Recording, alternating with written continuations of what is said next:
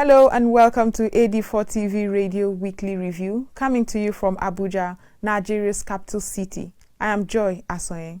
This is a review of the top stories this past week. We told you that in most developing countries, including Nigeria, the majority of the populace live in the rural areas where the use of herbal medicines is common. The use of herbal medicines, even in the urban areas, is on the increase. Part of the reason is the global inflationary trend, which hampers the sustainable supply of orthodox medicines and further reduces the purchasing power of the populace. Do you trust herbs for cure? Here's how our correspondent captured it. Once in a while, I think as a Yoruba guy, I still take Abu Jedi, once in a while, but I think I try to watch it. How can we improve in it? I feel we must start having some kind of scientific look into it. And there should be some kind of regulations. Not everybody should just be selling anything. I don't know how that would happen, but I feel that should come from the health department, where they can always find a way to curb the excesses and try to encourage as well those who are actually into it. I mean, test these things, license if you think you need to, and make sure the practice is well synergize, and at the end of the day it's about the health of people. But I would agree to herbal medicine because I mean it's a nature thing, it's God driven, and when these herbs are used adequately, they does work for people.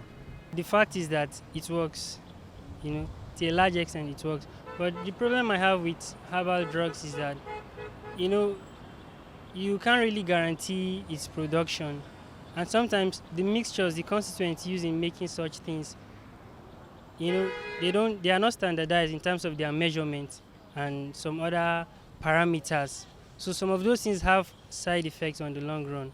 And I think one way we can try to improve in our herbal medicine in Nigeria is that most of these herbal products, they should go through strict laboratory tests, to make sure that those that are consuming it is safe for their health and it does not have side effects. You see how they process this herb afetin, even though the efficacy is there, but you won't like it's not, the dirtiness, the environment, and even so they need education. They need to be properly, taught how to prepare this in, the dosage and all that. We see what happened during the COVID, Madagascar and all that, although we see how everything. But these people, the government supported them. That's the most important thing. It was the government itself that was carrying out the campaign that this thing cures and all that. I still trust traditional herb because ranging from our forefathers, it was these traditional herbs that help our forefathers in from other disease and other things. I think government should do a lot, by NAFDAC and other things, by even make a favorable environment for this traditional herbalists, or even by training them so as to acquire enough potentiality on how to go about the advancement of the traditional herbs and other traditional medicine in Nigeria. According to reports, the prevalence of infertility in Nigeria is high compared to other African countries. The challenges associated with infertility have necessitated different healthcare-seeking behaviors, from spiritual, traditional to orthodox medical solutions, among others. The acceptance of the assisted reproductive technologies reflects society's changing attitudes towards family creation and highlights the need for the sector to continue to evolve and adapt. The report. Lately, assisted reproductive technology like the in vitro fertility is offering hope to millions of couples suffering infertility around the world and getting particularly popular in Nigeria. IVF is an acronym for in vitro fertilization. It means a procedure where you take out the egg and take out the semen from the man and externally fertilize the egg and introduce that into the uterus to continue a normal pregnancy.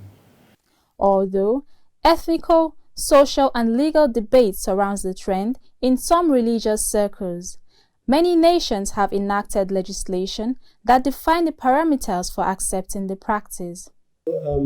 Initially, people had there was legal concerns if it was a legal procedure or not because it was being done elsewhere in the world, and because we're a society that has so much of social, cultural, and religious beliefs, people take to the fact that if it was not a natural conception, then it was not appropriate. However, with as much as possible, I don't want to use the word westernization, but people are becoming more enlightened, and they're seeing there's really nothing to it. Meanwhile, Nigerian law is unclear about the new method deployed by assisted reproductive technologies, as the Constitution views heterosexual relationships as traditional parenthood, which could mean that there is no provision for children conceived by non-natural means.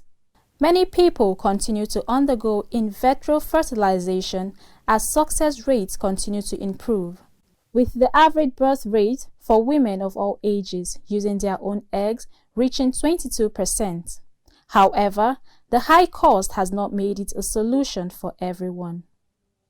The acceptance of the assisted reproductive technologies reflects society's changing attitudes towards family creation and highlights the need for the sector to continue to evolve and adapt.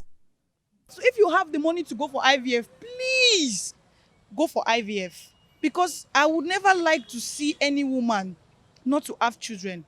You get? Because children are the beauty of marriage.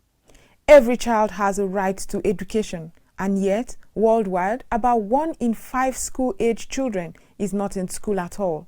Poverty, ignorance, and lack of sustainable government programs for children in underserved communities are top on the list of reasons why the number of out-of-school children is still high.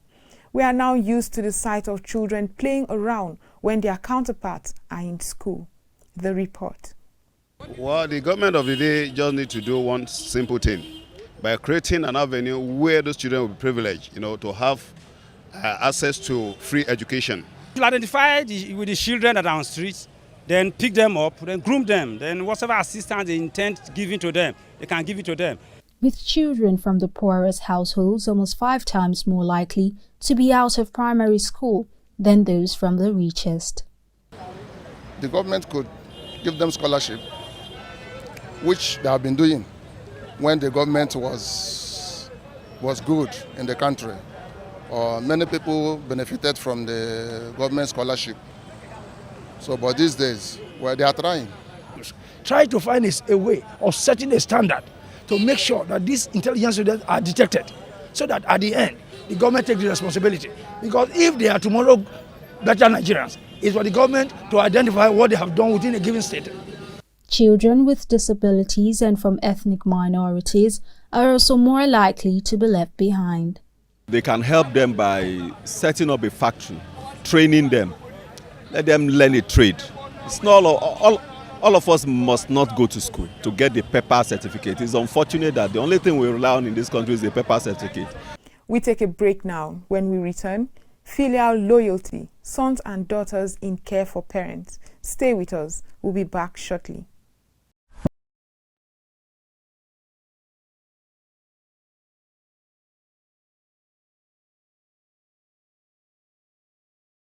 The time has come for you to come home, to be reunited.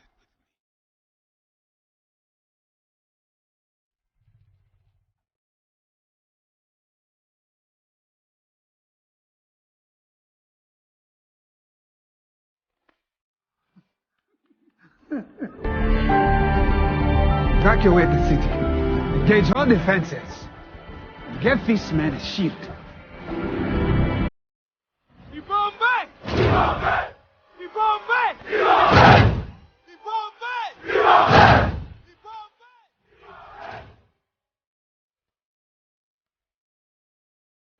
Wakanda forever!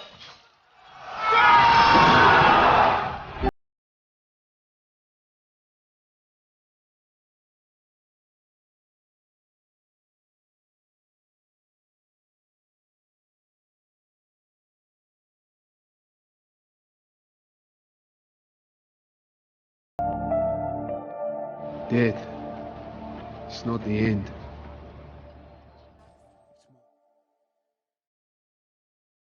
Welcome back. You're watching AD4TV Radio Weekly Review. Shelter alongside food and clothing remains an essential of life. There is a sense of pride, security and fulfillment that humans derive from owning their homes. Home ownership has been particularly expensive in Nigeria's capital city, leaving residents to decide between the exorbitant prices or residing on the outskirts or slums. If you want to go and live in a good, well-equipped house, you can't afford it because the price of the place, the big men will occupy everywhere. That will make the poor people, the average Nigeria, cannot afford it. So we just find ourselves living in the slum. Staying in a house that's rented, it's something that's not very nice because over a period of time, you tend to discover that the monies you've paid, if you actually put it into building, over like 10 years, 15 years, you discover you have built your own house already. Many Nigerians today, they don't have money and they need houses. And what they need to accommodate the house is not there. So they need money to have them their house, The burden actually is for government to see how they can change the policy of lending in through banks and how mortgages are being applied, because mortgages are actually capturing government workers. This mortgage, I talked about mortgage. Mortgage, like you pay instrumentally. It's helping a lot of people too, yes. I know friends that have done that and today they are living in their own houses. There has been an age-long debate on who takes more care of parents when they are old and need special care. The report. In later life, the worst nightmare for elderly parents is a lack of companionship and care from children when they are terminally ill and dying. Prior to death, most of older adults experience severe pain, scarce movement, and psychological distress. End-stage caregiving to elderly parents is not only considered as the last chance to show filial piety, but is also thought to provide children with a sense of fulfillment and preparedness for anticipated loss. Some are of the opinion that female children never forget their homes and always take care of their parents. But what can be said about the male children? We took the debate to the streets of Abuja. Most people would think sons would take care of their parents, but I personally think the daughters would take care of their parents more. Because, women are more emotional, first of all. They are in tune with their emotion. They know what their parents are. I'm not saying guys don't do so, but I'm just saying, personally, I feel like daughters, they take care of their... I have an elder sister. I have elder brothers too, but from my family, my elder sisters are always visiting, always bringing foodstuff, finances. The guys are mostly busy with their businesses. In my own perspective, I thought female is more preferable. I'm a man as well, but to me, I prefer man. It's more preferable. Woman is more preferable at times than a man in society. Remember, coronavirus is real. Ensure you wash your hands regularly. Use alcohol-based hand sanitizers. Wear your masks besides maintaining social distancing. That's it for our weekly review. You can join the conversation on our website at www.ad4tvradio.com. Please follow us on our social media platforms at AD4TVRadio on Facebook, Twitter, LinkedIn, and Instagram.